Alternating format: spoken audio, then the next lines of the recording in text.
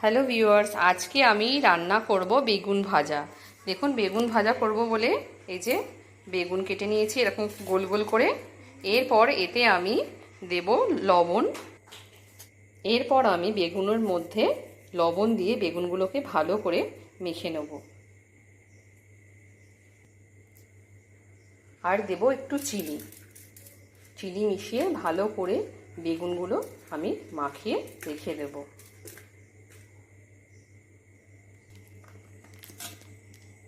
প্রথমে আমি বেসন নিয়ে নেব। এরপর দেব কর্নফ্লাওয়ার,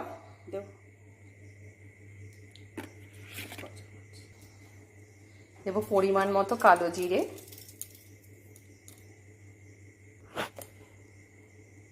জিরের গুঁড়ো,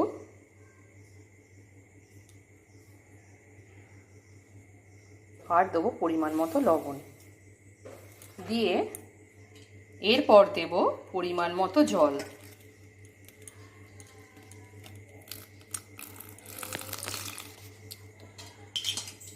দেখুন, কড়াইতে আমি তেল দিয়ে নিয়েছি, তেল গরম হয়ে গিয়েছে।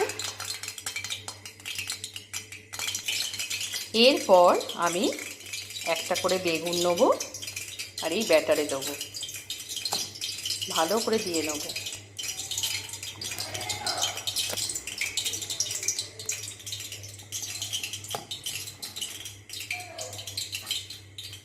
ভালো করে মাখাবো এর সাথে।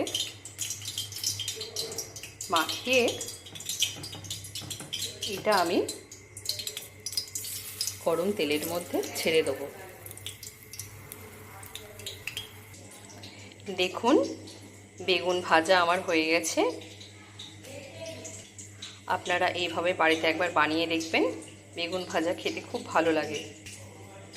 এইভাবে একবার বানিয়ে বলবেন কেমন হয়েছে, এবং ভালো লাগলে চ্যানেলটাকে লাইক এবং সাবস্ক্রাইব করে দেবেন। আমি আমার ব্লগ আজকে এখানেই শেষ করলাম।